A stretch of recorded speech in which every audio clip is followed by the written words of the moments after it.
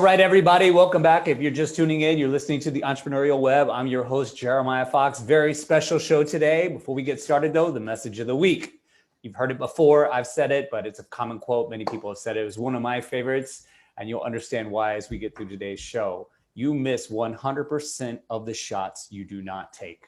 With that, I'd like to bring on my guest today. Some of you might have heard of this gentleman.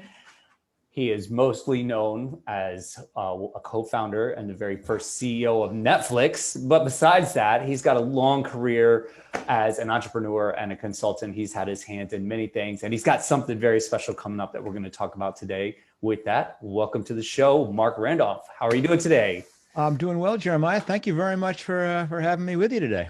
No, it's my pleasure. It's my pleasure. So today we're going to talk about Marc's new podcast called That'll Never Work.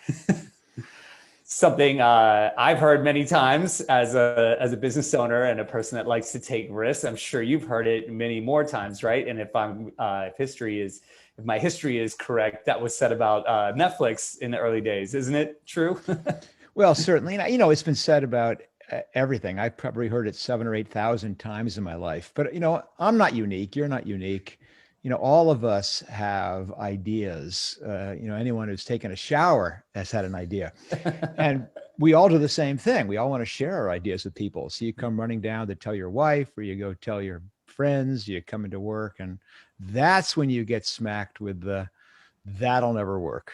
Everyone's a critic. Everyone thinks they know in advance a good idea from a bad idea.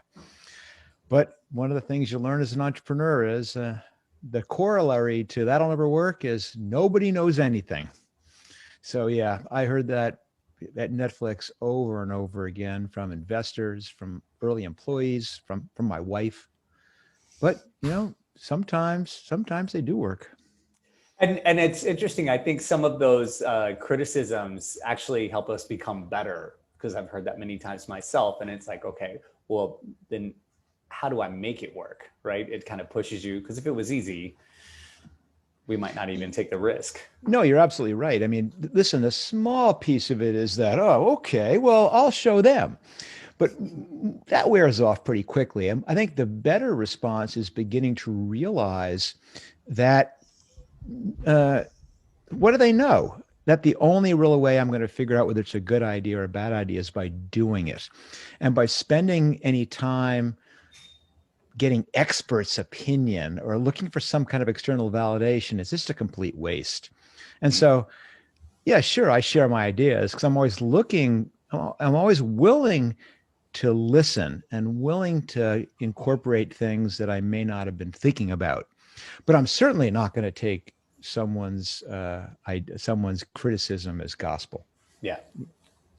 So I train martial arts. I have for a while. Jiu-jitsu is my main practice, and I'm not sure if you're familiar with it or not, but it's definitely not an easy practice, and certainly getting to black belt is not hard. I mean, it's not. I'm sorry, it's very hard. It's not easy. And they say often in that journey that black belt is a white belt that just never quit.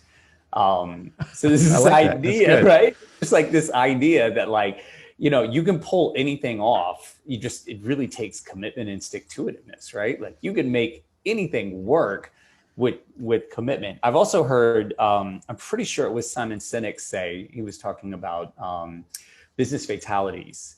And he was saying that the statistics show that most business mortalities are the result of suicide, not homicide. Those are his words. Yeah, that's a great one too.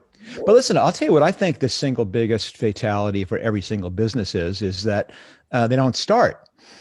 Certainly from a long, long career of working with other entrepreneurs, you realize that what kills these ideas is not some collision with the marketplace where they realize, oh, my idea it's the fact that they never took the damn thing out of their head.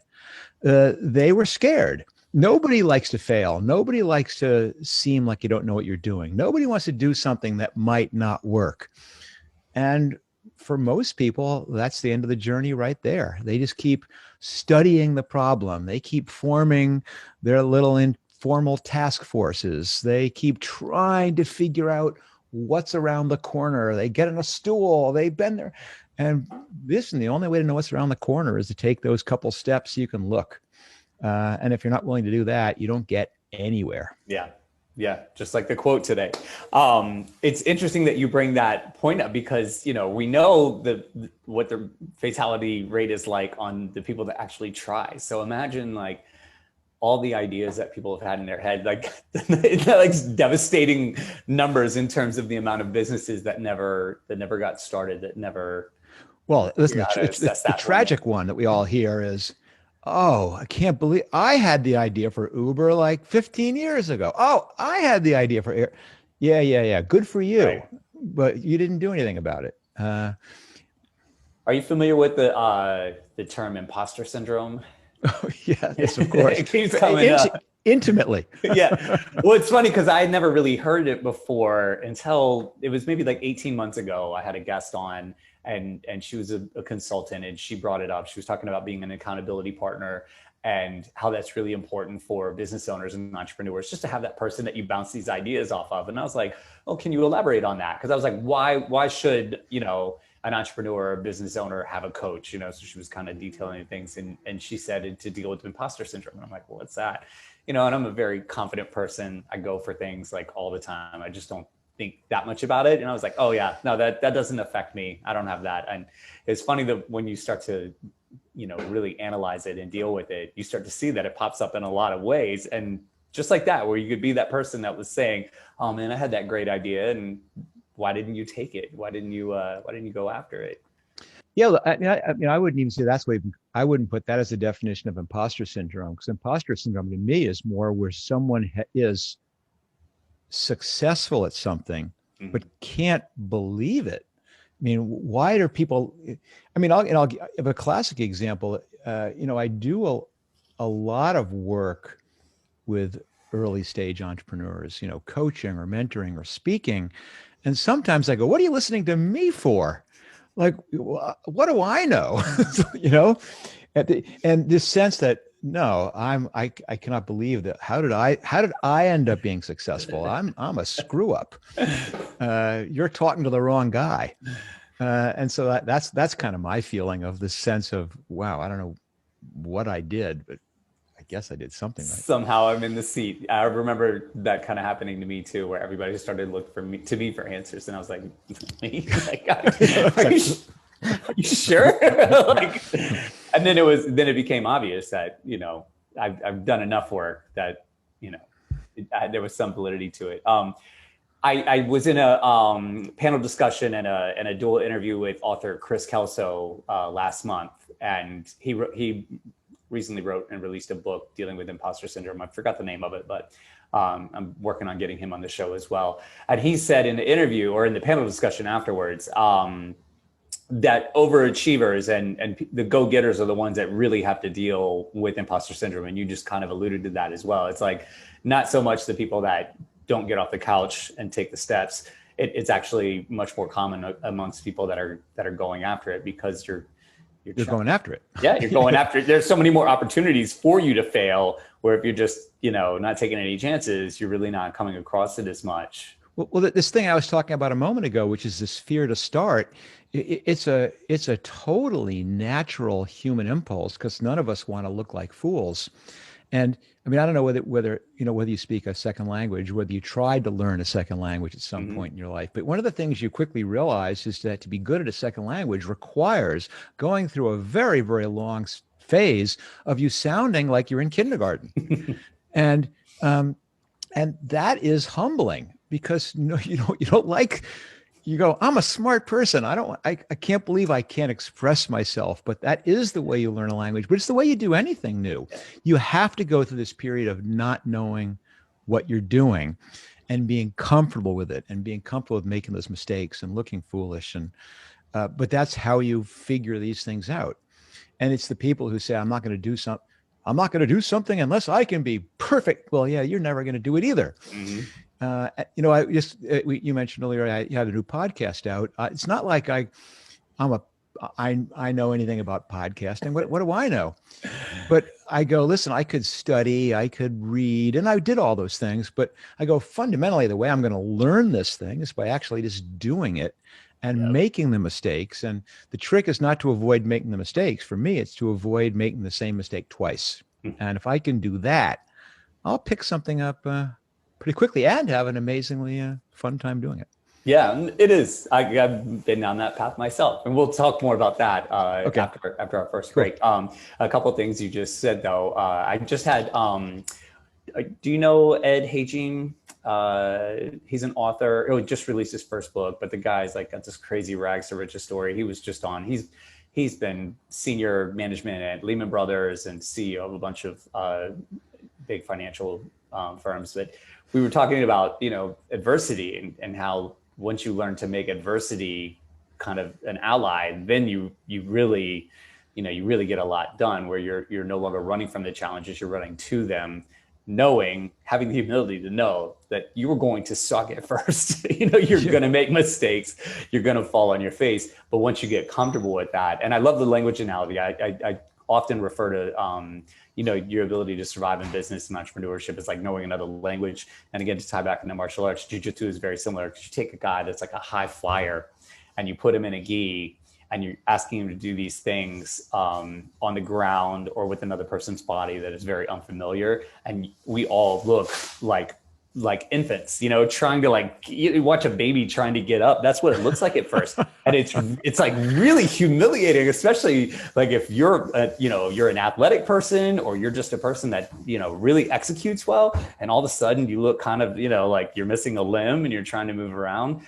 But the people that succeeded, the people that are able to put their ego aside and just say, again, it comes down to the commitment. Like I know if I just keep repeating and not making the same mistake over and over again, I will one day be a very advanced form of the thing that I'm going after right now. And it really takes a lot of humility to do that. It's kind of funny that you found this passion that translates, has so many great analogs to life, which is martial arts. And for me, it was always the outdoors, and all the work I do, all the climbing I do, and backcountry stuff.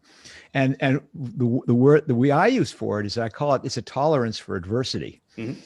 That you have to be comfortable with being uncomfortable, and that once you've mastered that.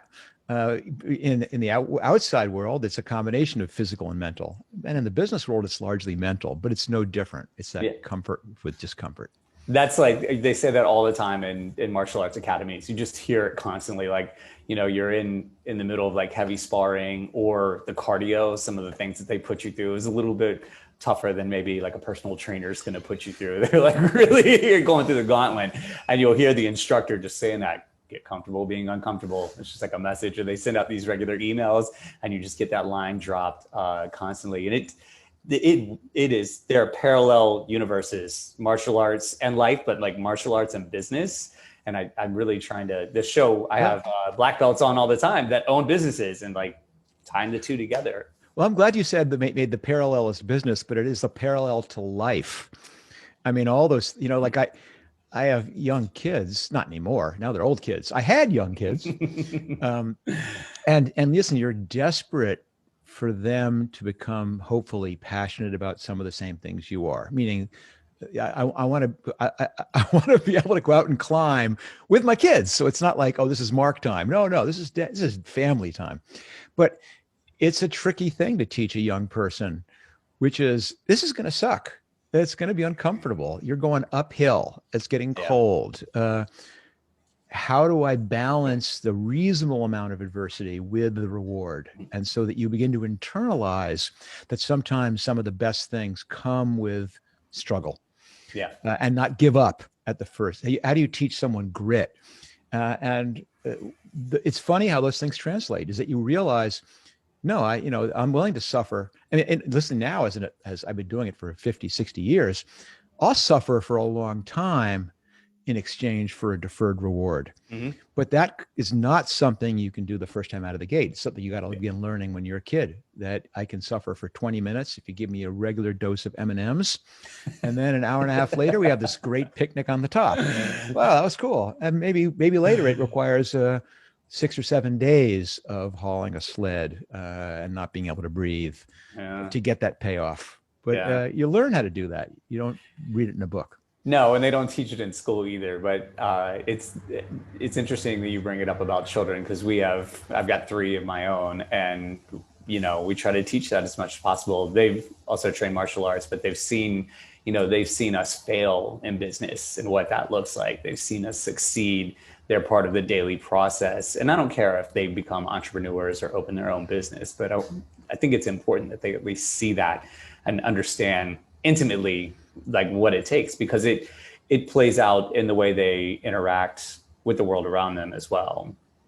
Yeah, we could certainly do a whole show here on just I'm translating it to kids, but it's this other incredibly interesting thing when you have your kids tied into seeing you do a sport you love, which requires suffering, but also when they see you doing a business that you love that requires suffering and failure, and they begin to imprint upon themselves that what is work, and they go, wow. It's not easy, but wow, he gets such pleasure out of this. It is a thing which fundamentally is not, oh my God, he's going off to labor in the coal mines and hates every minute of it. It's something that brings him great fulfillment and joy.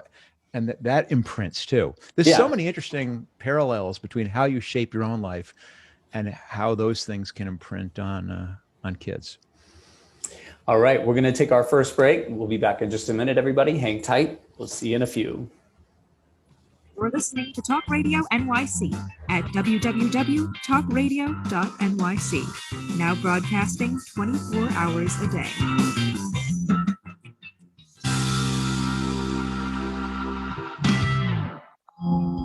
Are you a conscious co-creator? Are you on a quest to raise your vibration and your consciousness? I'm Sam Leibowitz, your conscious consultant, and on my show, The Conscious Consultant Hour, Awakening Humanity, we will touch upon all these topics and more. Listen live at our new time on Thursdays at 12 noon Eastern Time. That's The Conscious Consultant Hour, Awakening Humanity, Thursdays, 12 noon on talkradio.nyc.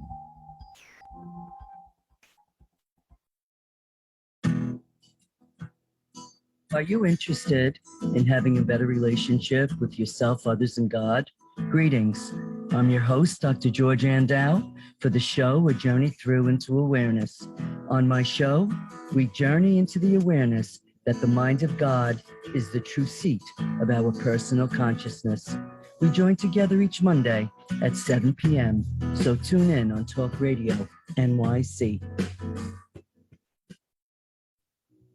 Did you know that nearly 1 in 5 adults in the U.S. battles mental illness? Hi, my name is Albert Daba. I'm the host of the show Extra Innings. Extra Innings, I discuss the topics of wellness, mental health, and the experience of surviving multiple suicides within my family.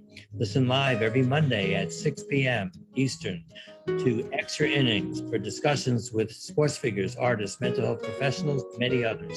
That's Monday at 6 p.m. Eastern on talkradio.nyc. Hi, I'm Graham Dobbin. Join me every Thursday evening for the Mind Behind Leadership here on talkradio.nyc. We speak to people from business, sport, military, and politics, all around what makes a great leader. The personal experiences of what's worked and, maybe more importantly, what hasn't worked. So that's 7 o'clock every Thursday evening, the Mind Behind Leadership here on talkradio.nyc. Listen to real stories of real leaders. You're listening to Talk Radio NYC. Uplift, educate, empower.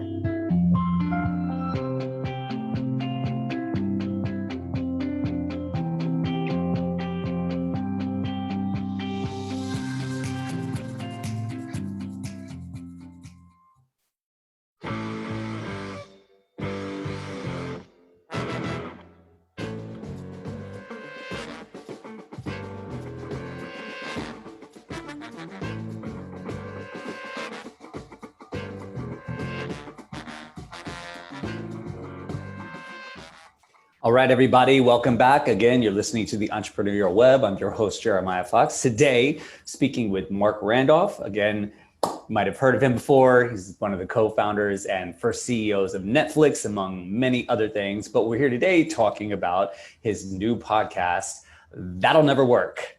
And you alluded to it earlier in the first segment, like starting a podcast. I mean, most of us, it's a newer medium. Most of us didn't grow up with it. There aren't many books about it, and you probably shouldn't read them anyways. So why are you starting a podcast? So the funny thing is, what I do on the podcast, I've been doing for 20 plus years, which this is not a interview show that I do where I bring on celebrity entrepreneurs or anything like that. I'm really working with early stage entrepreneurs and I'm mentoring them. It's a live mentoring session essentially, but I've been doing that for, like I said, ever since I left Netflix, got almost 20 years ago. Okay. And I still do those calls.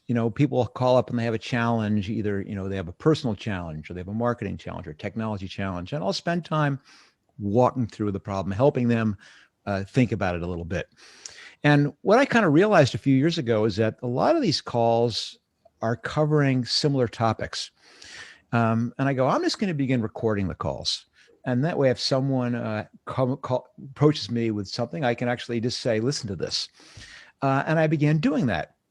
And one of the things I expected to happen did happen, which is that people called back and said, wow, this actually was helpful. This was a very similar problem to the one I had. And it was great hearing you coach this person through it. But there was two unexpected parts to it. And one was that people were saying it was great to hear that there was someone else struggling with the same thing. Because in many ways, being an entrepreneur is a very lonely profession. You're struggling with something that you feel no one's ever wrestled with before. There's no one really you can talk to about it. You spend a lot of time by yourself. And people were saying it was wonderful realizing I'm not alone.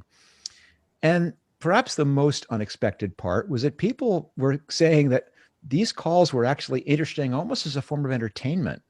They were going, I was empathizing with this person. I was so curious to hear, are you going to like the idea or dislike the idea? What direction are you going to go with it? And that gave me the confidence that maybe I could make this available a bit more broadly. And I thought, I'll give it a shot. And as I said, I had never done a podcast before. And of course, I listen to them all the time. And there's always the temptation to go, oh, how hard is it just to talk? But of course, all these mediums have unique aspects to them. They're harder than you think. But for me, that was exciting. There's nothing more intellectually stimulating than learning something new. And so I began going through the motions. I did beta podcasts. I basically called people up and said, let's pretend it's a podcast. We're going to do it as if it was real. And I did 4 that way and learned a ton. And took what I learned, changed the format, changed the methodology, changed my screening, did 4 more, and then learned a lot, did 4 more, and finally said, okay, I'm ready to start making my mistakes in public now. Not that I had mastered it. And we launched the podcast in February, and I'm just about to start recording season 2, and I've got a long list of stuff that I'm going to improve on, and it's fascinating. But what's great is that I had this fear that the people I'd be mentoring, who were all real people with real early stage problems, that I'd run out of things to talk about, that it would all be about technology or all be about go to market or raising money. But it's remarkable how diverse the problems are, how interesting the businesses are, how unique the people are, but how many of these things are intellectual and emotional struggles. How do I deal with a co-founder? How do I keep my family balanced? One of the episodes we released a few weeks ago was with a gentleman who's starting this 60,000 square foot indoor adventure park, with zip lining and rappelling and alcohol. What can go wrong there? Oh, yeah. But he wasn't worried about risk management or those pieces. Right, liability. Not that he shouldn't have been. He was going, I've got 3 kids under 8 and I'm married. And I have a business which is going to be open 18 hours a day, 7 days a week. How do I possibly keep both of these things from going under? The one that released, I'm not sure when you and I are going to be aired, but the one that's released most recently is a woman who has an online erotic art gallery where she curates erotic art. And she's struggling with, how do I get attention? This is something that everybody wants to hear talked about, but no one wants to talk about. This is one of those things which in some ways is perfectly set to be a social media promoted business, but all it's going to take is one slip and I'm going to be banned. Yeah. And how do you navigate these things? So these really interesting questions and problems and really compelling people and this unbelievably interesting collection of businesses. Yeah, no, they're out there. The well is deep. Have you utilized Clubhouse at all yet? I have. I really like Clubhouse. And I think, like everyone else who's on Clubhouse, we're all playing with what's the best way to use this medium. Yeah. But in some ways, it's a great follow on to podcasting, because podcasting has kind of demonstrated that, ironically, for someone like myself who has such a big hand in getting everyone to spend more time in front of screens, it's this purely audio environment. But what podcast does is bring the level of spontaneity even higher and brings audience engagement in, which I think is the really interesting piece. That there's always the chance you're going to get brought up on stage. You're going to get a chance to ask a question. In the event you do have someone who's well known, it's a chance to interact with someone who you may never have gotten the chance to do. So I have been, I'm going to be experimenting with doing, see, the podcast is called That Will Never Work. And I'm going to start doing some of That Will Never Work live on Clubhouse and Nice. and see how that goes. But Yeah. of course, the advice is, listen, you can't just do your podcast on Clubhouse, because you may as well just listen to the podcast. So the question is, how do you structure it in a way that takes advantage of that medium? So there you go. More learning, more sounding like a kindergartner again. But you can use it as a lead generator for the podcast for sure. Oh, absolutely. You know, somehow connect it where the name is kind of implicit in whatever your rooms are, but not exactly. And well, clearly it's building some engagement with people who are interested in this category and letting them know you can come certainly here and hear it on Clubhouse and begin learning a bit more about how to be more successful as taking your idea and turning it into reality, but also be exposed to other resources to doing that, one of which is the podcast. But one of the ways that I'm incredibly fortunate as a person is I've gotten to the point in my life, I don't need to do a lot of things I don't want to do. And so I'm not usually very receptive to doing something because it will help something else. It needs to also have a immediate gratification. And I've kind of said that I just this morning, I did an hour call with an entrepreneur, nobody listening, just me and the entrepreneur. So I would do that anyway. right. So if I can spend time on Clubhouse or in a podcast helping someone else take this idea and make it real, I'm all in. And if I can do it in a way that's more leveraged, that's even better. Yeah, absolutely. Great stuff. All right, we're going to take another break. Everybody, hang tight. We'll be right back. You're listening to Talk Radio NYC. Uplift, educate, empower.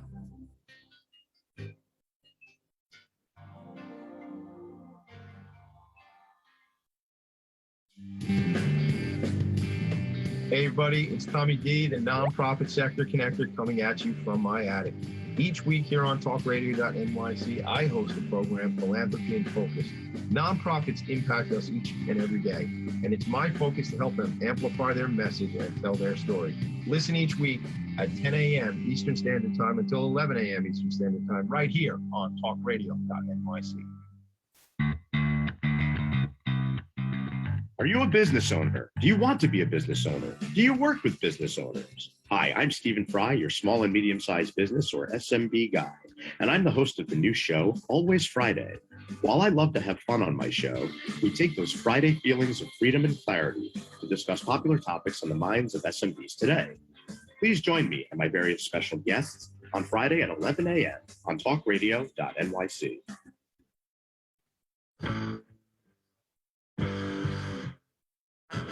Do you run or are ready to open your own business? Hi, I'm Jeremiah Fox. I've been operating and opening small business for the last 25 years, and I'm the host of the new show, The Entrepreneurial Web.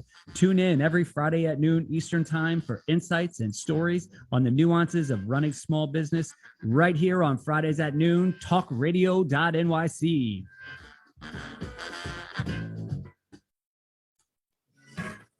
Hi, I am Joseph Franklin McElroy, host of the new podcast, Wise Content Creates Wealth. It airs on talkradio.nyc every Friday afternoon from 1 p.m. to 2. They say content is king. Well, wise content rules the world. Every episode features tools and tips for content marketing and business people telling the wise content stories of that success. Tune in every Friday from 1 p.m. to 2 on talkradio.nyc. You're listening to Talk Radio NYC at www.talkradio.nyc. Now broadcasting 24 hours a day.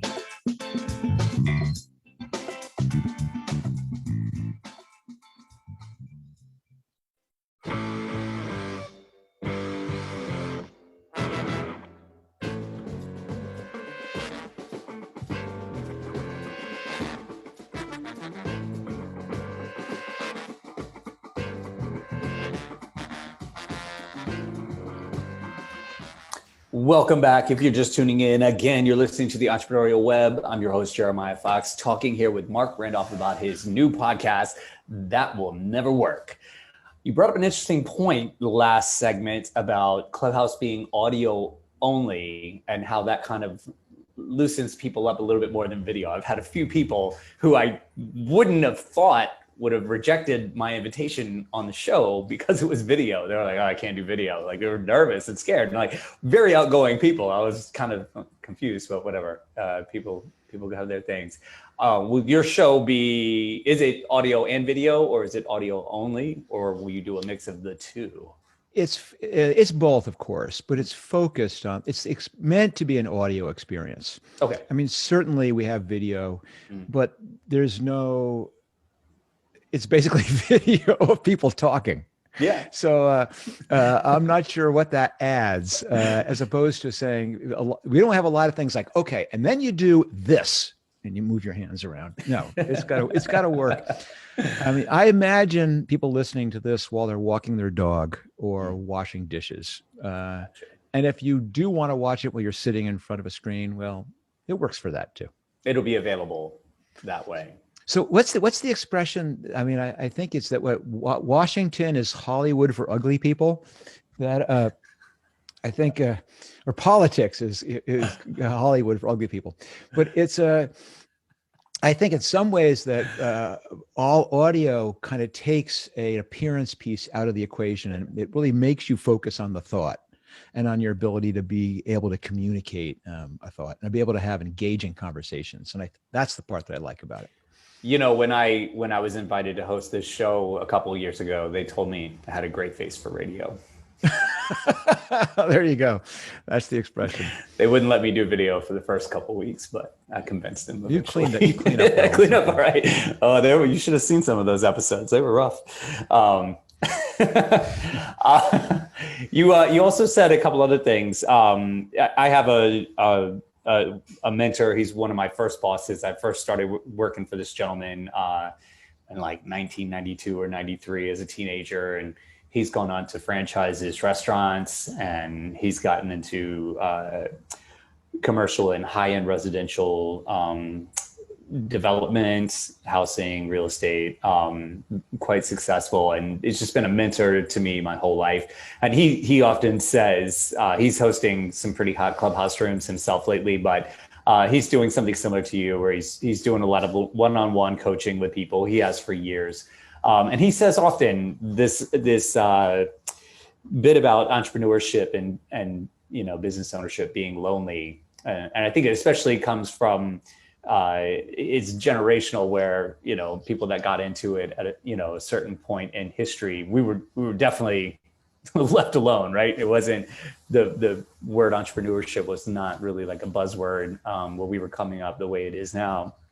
And he asked me, he kind of singled me out. He does often, which is great because he's making me better. But he asked me, I think it was last week in his room, if there was something I could go back and tell my young entrepreneurial self, what would it be? And the one thing that I said was that I would go back and tell myself, you're not alone. Like, you don't have to do this alone. Like, it's impossible, first of all. Like, there's nobody that just does it like completely on their own. I think maybe these days you could probably pull off a digital business by yourself. You would certainly be limited on like but still you have to have servers and all these things. I mean, it just doesn't, you're never alone. And that mentality is just really, it's really fateful, No, it's really true. There's a reason that the most stable startup configuration is two people. And the obvious one is, of course, you double the skill set you can bring to a problem with two people. But I think the more valuable one is the emotional stability it brings to the problem. And when I, Netflix was my sixth startup. So I had been doing startups for, 30 some odd year, 25 years. And I decided I didn't want to do another one. At least I didn't want to do another one where I was not the sole founder, but I was the 7 by 24 responsible. But, listen, you can't walk away. I can't stop being an entrepreneur. Be like trying to stop breathing. I could do it for 3 minutes maybe. And then I begin getting weak.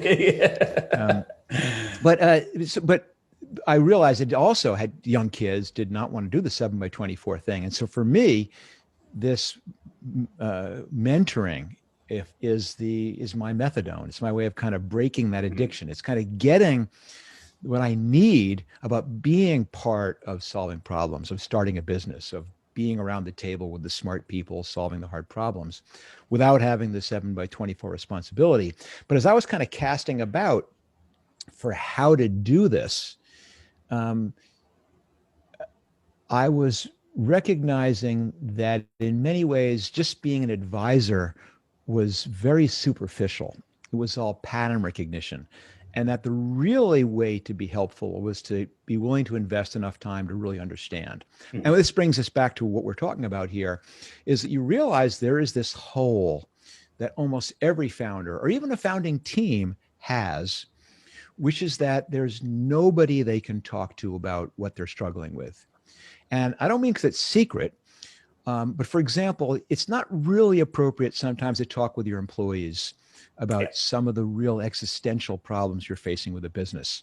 Sometimes it's not appropriate to talk to your board or your investors because you're scared about how they'll perceive as you're talking about what you think might be real vulnerabilities, perhaps even in yourself. You can talk to your peers because they'll get it from a I've been there perspective, but they're not going to really understand the business or the problems well enough to give you specific enough advice that you haven't already thought of. That there is nobody who simultaneously understands the business well enough, but yet is completely impartial and completely on your side. And I kind of realized that that could be a role that someone like myself could play. And again, it's not entirely altruistic. That also would allow me to then have that feeling of being part of, if I was willing to invest the time to learn the product, to learn the market, to learn the technology, to learn the people, to know the competitors, to learn who the co-founders were, and to understand who the founder or founders were, that there was a very, very special role I could play, which would actually benefit all of us. Yeah. I mean, that was the way, I was mentioning earlier, I had this coach come on the show and that was kind of how she described it. Like it was very important that they understood business. And in fact, maybe even had failed because you're constantly facing that, right? That's the biggest concern. It's just like failure, it's kind of good to have somebody that's been through that because they understand the emotional process, because that's what typically walks us to the edge, we're looking at the ledge, we're looking down like thinking I'm going to jump. It's about the emotions and cash flow. Yeah, there's two pieces to it really, because there is you need to have the experience where not everything being thrown at you is foreign. By its very nature, some pieces of it are foreign, but it doesn't all have to be foreign. And when you're starting out, everything's foreign. And bringing in people who have gray hair, figuratively have gray hair. I've been down that path a few times. They can at least help you screen away all the stuff that, that's a more trivial thing. We can solve that. Let's focus on this one that neither of us have any clue, because no one's done it before. As well as that emotional support of, like you said, just being able to say, A, you're not alone. And B, let's figure out how we're going to get past this. I have one company I'm working with, which and I've worked with this founder for a long time in multiple businesses of his, and he's holding on for dear life. I mean, he's by the fingernails, and he knows what to do. So of course we do talk about that, about the advice piece of it. But fundamentally, the more important thing I say is you're going to look back at this when you get through it, and you will get through it, but you're going to look back on this period as being the most intense, fulfilling, exciting part of building a company. You know, when I look back on Netflix, I can remember some of the really exciting times and everything was going well and we all pumped our fists in the air. But the things that I really remember viscerally, deeply, with tremendous excitement and satisfaction was the most desperate times. Yeah. Because that's when we were all in. That's when we were living in the moment. That's when we were bonding together as a team. And well, that's letting someone know, I know, again, I know this sucks, but look back fondly on it later. No, and that's when we learn. I mean, studies have shown like humans take on much more information under pressure than they do when things are easy. You have this tendency to drift. You're not in like, fight or flight mode. So what do you have to worry about, But when things are kind of, the alarms are going off, you're hyper focused, you're taking on a lot more information. Yeah. Something that two people I've heard say, Ed Hajeem said it last week, and my mentor says it all the time as well. At a certain point, of your maturity as an entrepreneur, you've talked about it too. You have almost like this inclination to help. Like there's some satisfaction you get out of that. And again, you're not pot committed to these businesses, like you said, where it's like, oh my God, this is my life now. But you're still a major part of the process, and there's this sense of satisfaction that really comes that these, at least these two, very successful entrepreneurs have described to me. Is that something you relate to? Well, when we come back from break, why don't we talk briefly about this, where that purpose may come from? Because it's actually a kind of surprising story, even for me. Oh, I love it. All right, well, let's take a break and then we'll hop right back into that. All right, everybody, hang tight. We'll be right back. You're listening to Talk Radio NYC. Uplift, educate, empower.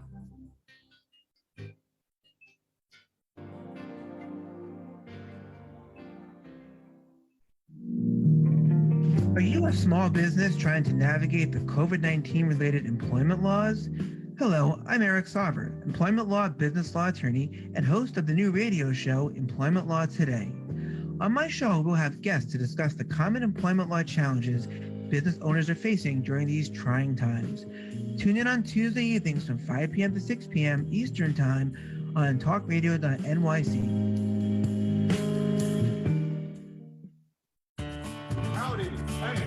Franklin McElroy, host of the new podcast, Gateway to the Smokies. It airs on talkradio.nyc every Tuesday night from 6 p.m. to 7. Every episode is dedicated to memorable experiences in the Great Smoky Mountains National Park and surrounding areas. This show features experts and locals who expound upon the richness of culture, history, and adventure that awaits you in the Smokies. Tune in every Tuesday from 6 p.m. to 7 on talkradio.nyc.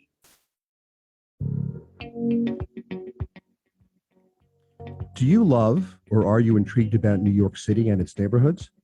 I'm Jeff Goodman, host of Rediscovering New York, a weekly show that showcases New York's history and its extraordinary neighborhoods. Every Tuesday live at 7 p.m., we focus on a particular neighborhood and explore its history, its vibe, its feel, and its energy. Tune in live every Tuesday at 7 p.m.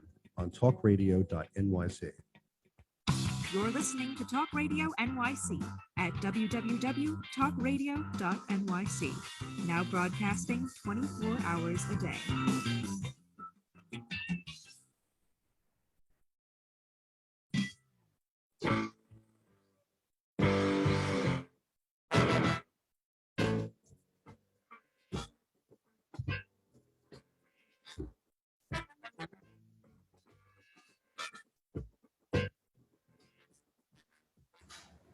All right, everybody, we're back. We're going to wrap this one up here, talking with Marc Randolph, among other things, host of the new podcast, That'll Never Work. And Marc has a story to share with us. No, It's story time. yeah, I mean, because the lead in, as you may recall from the previous segment, was that we were talking about where kind of this desire to help people comes from.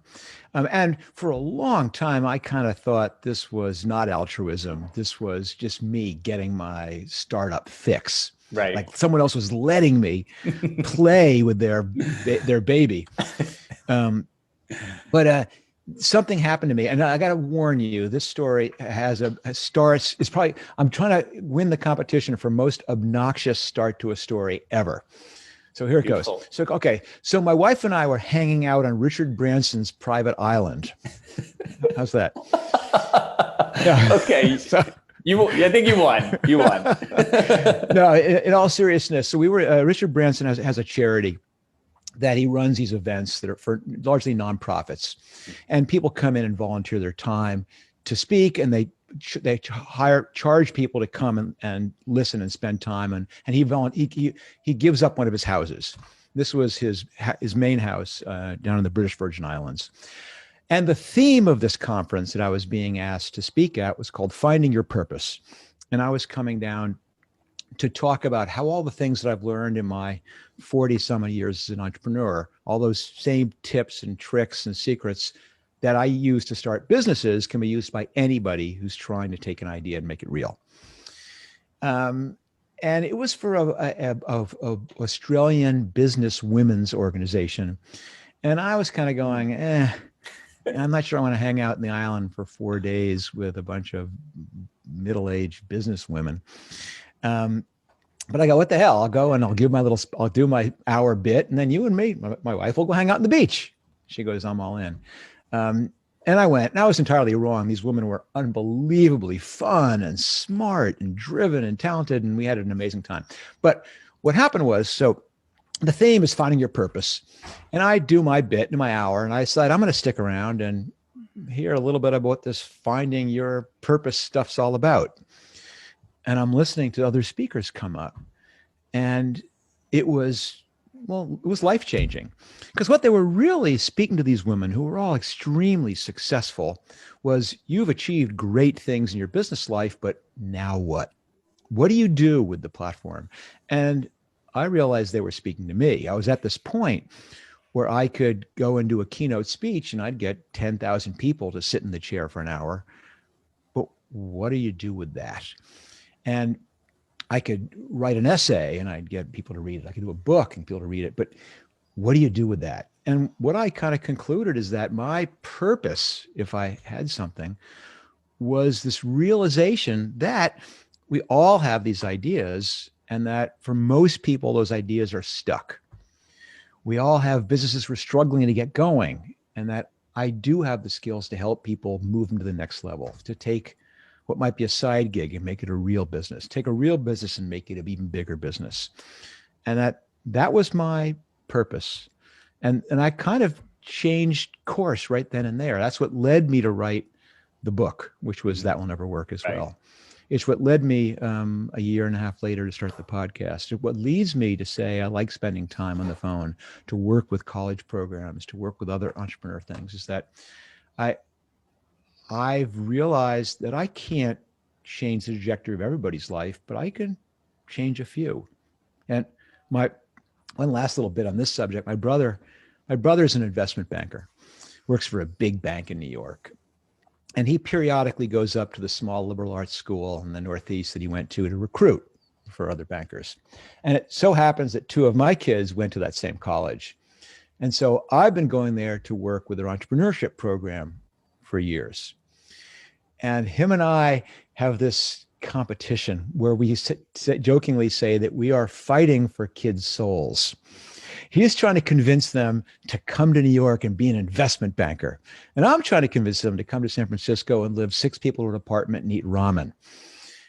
And I got to say, in this battle, he's considerably better armed than I am. Yeah. But it's okay. If I can find those handful of kids who really want to be an entrepreneur and are fighting that that tide, which is dragging them toward doing something that society thinks they should do, which is being a doctor or a lawyer or a banker or a hedge fund. and I can say, no, let's do the thing you're passionate about, then I've done something great. Yeah, that's amazing. And there are fewer people that really want to take that on, and even fewer that will succeed. So it makes sense that the numbers are a little staggered that way. Yeah, yeah. And listen, some people, I have friends of my children they're 6 years old and they're going, I want to be a veterinarian. And then lo and behold, 20 years later, they're a veterinarian. Yeah. And I go, all power to you. But so many young people have no clue what they want to be.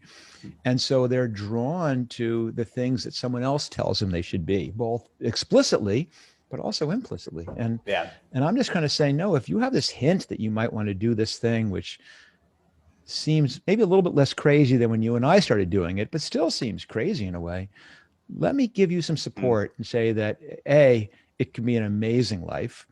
And once you've started, let me see what I can do to help you get a little bit further down the path.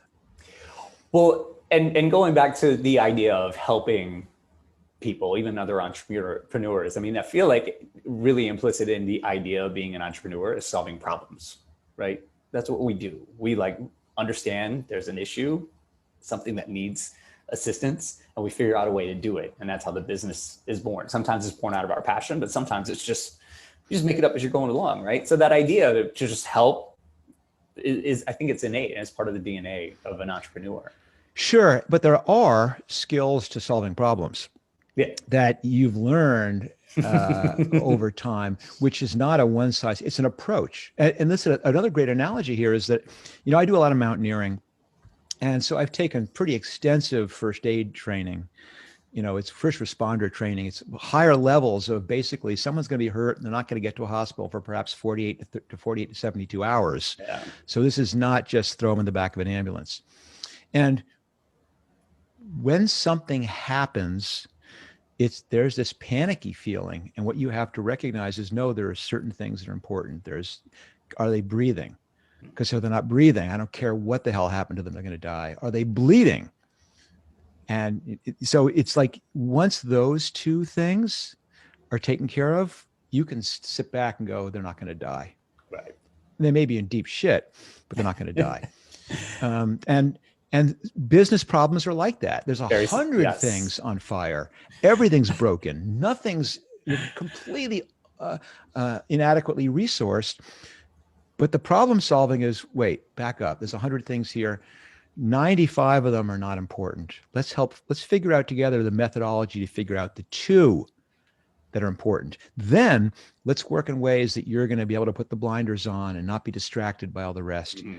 And focus on those 2. Because if you get those 2 right, the rest go away. Right. And And that dual skill set, identifying the key levers and then having the discipline to focus on them, that's something that can be taught. Yeah.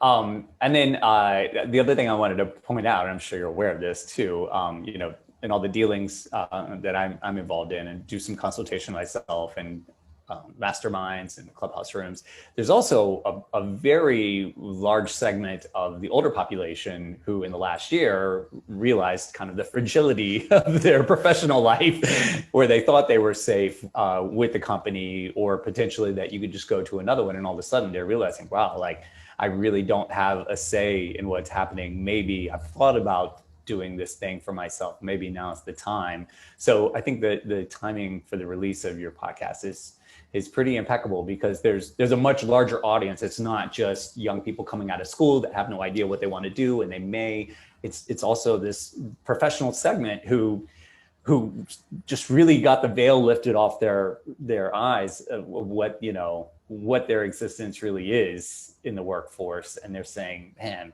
I'd like to know a little bit more, see a little bit more of what's coming, because they're invested in property, all kinds of things. So I feel like you've got a big reach, you've got a big audience potentially for this. It's very true. It is explicitly not just for young people who are starting companies. It is really for almost anyone who has some challenge they're trying to take that's going in a new direction. And yes, a lot of it is about starting businesses, or again, taking existing ones to the next level. But so many of these things that I talk about, so many of the skills and disciplines and approaches are applicable for anything. And the person, especially if you're at a big company and you're going, I've got to begin thinking differently. Thinking differently does not necessarily mean quitting your job and going and launching something in your garage. It could just mean approaching your own job in a slightly different way. But that approach of trying something which you don't know if it's going to work or not is the exact same thing that the college student does, the exact same thing the 20-something does, exact same thing that you and I have done many, many times. It's just saying, I'm not sure how I'm going to solve this problem. There's no obvious answer. How do I start? And that's what being an entrepreneur is all about. Yeah.